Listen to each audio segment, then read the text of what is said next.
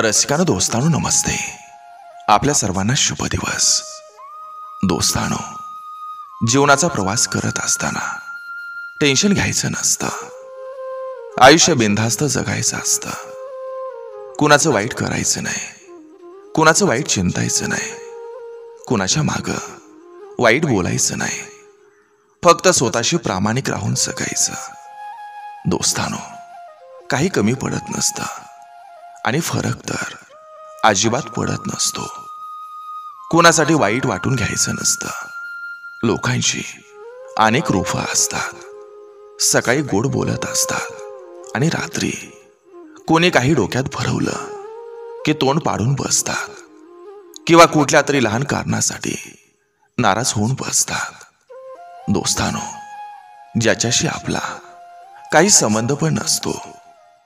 दोस्तांनो, आजकाल लोक देवावर पण नाराज होत असतात.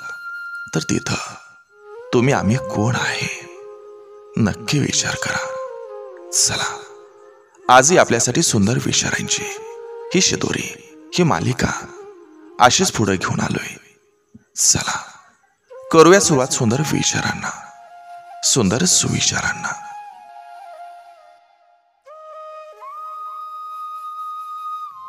दुसरं कोणी तुमचं आयुष्य सुधरवू शकत नसतं. स्वतः सुधरायचं ठरवलं तरच सुधरत असतं.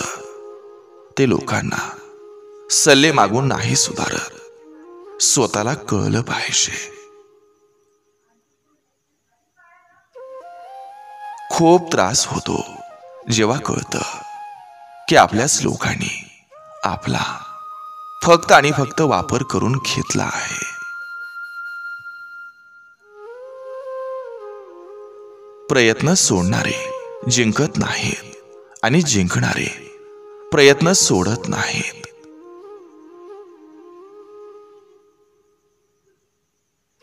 बाप कसाही असला तरी त्याचं असणं गरजेचं असतं. त्याच्याशिवाय जगणं खूप कठीण असतं.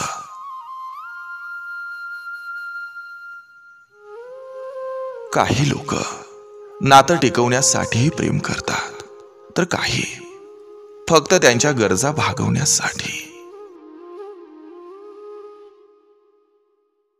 पुस्तकाशिवाय केला जाणारा अभ्यास म्हणजे आयुष्य, आणि आयुष्यात आलेलं अनुभव म्हणजे पुस्तक.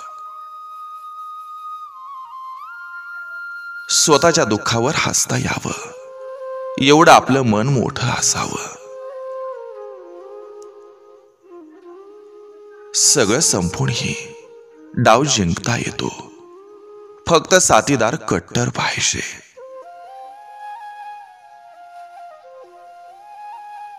जोपर्यंत तुम्ही कामाला येतात तोपर्यंतच तुम्हाला या जगात किंमत आहे.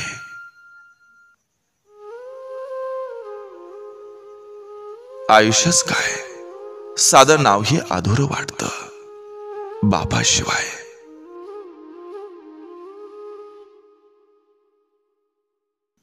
प्रेम करणारे सगळेच असतात, पण समजून घेणारं आणि जीव लावणारं माणूस भेटायला भाग्य लागतं. स्वतःचं मन मारून कष्ट करणारं शरीर आणि काळजी करणारं मन म्हणजे बाप. स्वतःच्या कुटुंबाच्या गरजा भागवण्याचं माणसाला व्यसन असावं, म्हणजे इतर कुठलंही व्यसन लागायची शक्यता ही कमी असते. अख्खं आयुष्य लेकरांच्या संकटानं हरवून त्यांच्या आयुष्याचा उत्सव करणारी आई ही पण खरी विघ्नहर्ताच असते. बायको ही मुळात भांडकुरी नसतेच, तर ती नवऱ्याच्या अंगी असलेल्या गुणामुळं तिला भांडखोर बनावं लागतं.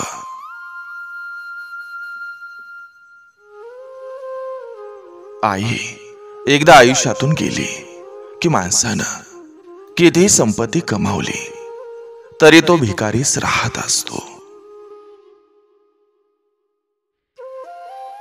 तत्वांचं पालन करणारा वाकत तर नाहीच, पण मोडतही नाही. पोट भरलेलं असताना जबरदस्ती भरवलेला मायेचा खास म्हणजेच आईचं प्रेम.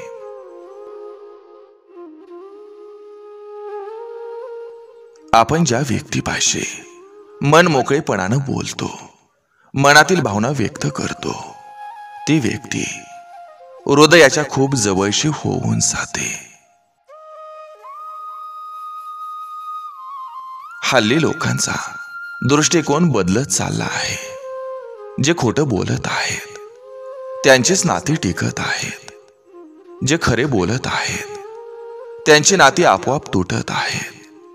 त्यामुळंच नात्यात आग लावणारी लोक खुशाल आनंद लुटत आहेत. अति विचार करणं हे दुःखाचं सर्वात मोठं कारण असतं.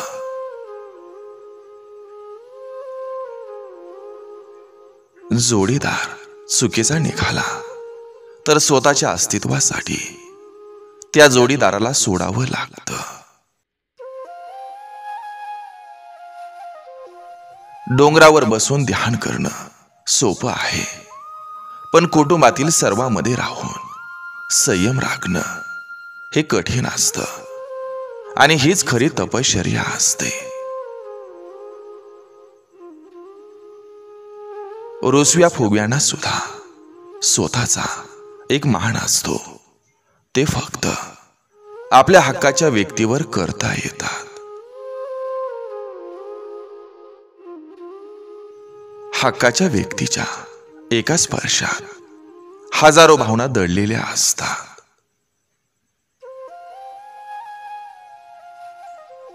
कोणत्याही नात्याचा पासवर्ड एकच, तो म्हणजे विश्वास.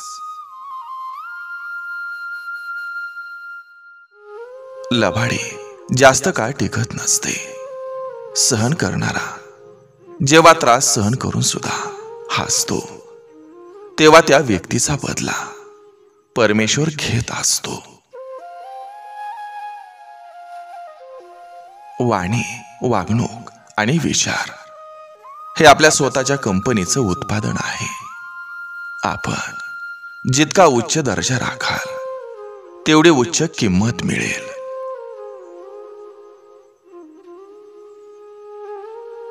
घराचा कर्ता होणं सोपी गोष्ट नसते.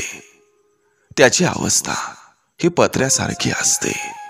ऊन, पाऊस, वारा, वादळ झेलतो आणि त्याखाली राहणारे म्हणतात, हा खूप आवाज करतोय.